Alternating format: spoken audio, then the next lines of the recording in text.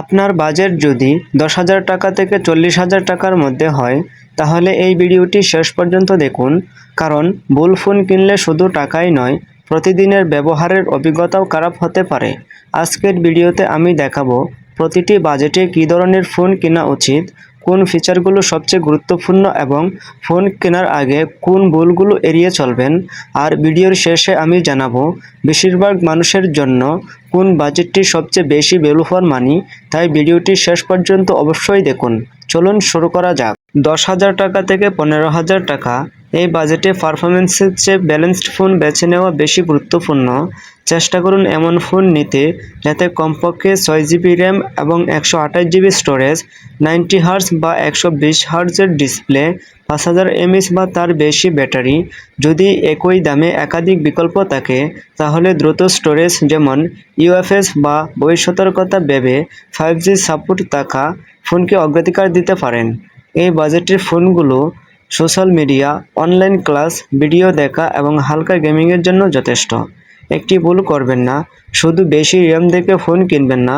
Processor ভালো না হলে ফোন ধীরগতির হয়ে যেতে পারে। 15,000 টাকা থেকে 20,000 টাকা এটি সবচেয়ে জনপ্রিয় এবং ভ্যালু ফর মানি বাজেট। এখানে অগ্রাধিকার দিন শক্তিশালী প্রসেসর, ফুল HD+ ডিসপ্লে, ভালো ক্যামেরা, 33 ওয়াট বা তার বেশি ফাস্ট চার্জিং। আপনি যদি গেম খেলেন, অনেক অ্যাপস ব্যবহার করেন বা দীর্ঘ সময় ফোন ব্যবহার করেন তাহলে এই বাজেট একটি ভালো পছন্দ। শুধু ক্যামেরার মেগাপিক্সেল দেখে সিদ্ধান্ত নেবেন না, বাস্তবে ছবির মান, সেন্সর, ইমেজ প্রসেসিং এবং সফটওয়্যার অপটিমাইজেশনের উপর নির্ভর করে। 20,000 টাকা থেকে 25,000 টাকা আমার মতে এটি বেশিরভাগ ব্যবহারকারীদের জন্য সবচেয়ে ব্যালেন্সড বাজেট। এখানে আপনি সাধারণত পাবেন অ্যামোলেড ডিসপ্লে, শক্তিশালী পারফরমেন্স, ভালো ক্যামেরা, উন্নত সফটওয়্যার অভিজ্ঞতা। আপনি যদি একটি ফোন কিনেন 3 থেকে 4 বছর নিশ্চিন্তে ব্যবহার করতে চান তাহলে এই বাজেটটি সবচেয়ে নিরাপদ পছন্দ হতে পারে। এই বাজেটে পুরনো প্রসেসরের ফোন এড়িয়ে চলুন। 25,000 টাকা থেকে 30,000 টাকা এই বাজেটের ফোনগুলো আরও প্রিমিয়াম অনুভূতি দেয়। অগ্রাধিকার দিন দ্রুত পারফরমেন্স, উন্নত ক্যামেরা, ভালো বিল্ড কোয়ালিটি, স্টোরিও স্পিকার, দ্রুত চার্জিং। এটি গেমিং, মাল্টিটাস্কিং এবং নিয়মিত ভিডিও দেখার জন্য দারুণ। 30,000 টাকা থেকে 35,000 টাকা এই বাজেটে অনেক ফ্ল্যাগশিপ ফিচার পাওয়া যায়। খেয়াল রাখুন শক্তিশালী প্রসেসর, ভালো কুলিং সিস্টেম, উন্নত ভিডিও স্টেবিলাইজেশন, দীর্ঘ সফটওয়্যার আপডেট।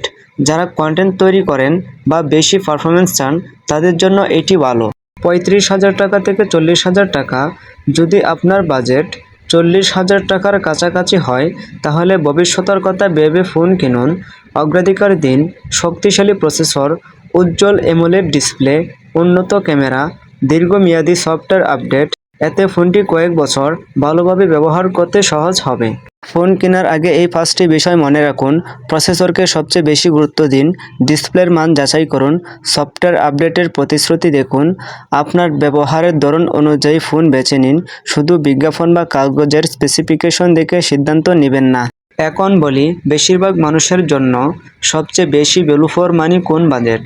আমার মতে বর্তমানে 20 থেকে 25,000 টাকা বাজেটে বেশিরভাগ মানুষের জন্য সবচেয়ে ব্যালেন্সড, কারণ এই রেঞ্জে সাধারণত পারফরমেন্স, ক্যামেরা, ডিসপ্লে এবং দীর্ঘমেয়াদী ব্যবহারের মধ্যে ভালো সমন্বয় পাওয়া যায়। তবে আপনার জন্য সেরা বাজেট সবসময় আপনার ব্যবহার ও প্রয়োজনের উপর নির্ভর করবে। মনে রাখবেন সবচেয়ে দামি ফোন নয়, আপনার প্রয়োজনের সঙ্গে সবচেয়ে মানানসই ফোনটাই সেরা ফোন।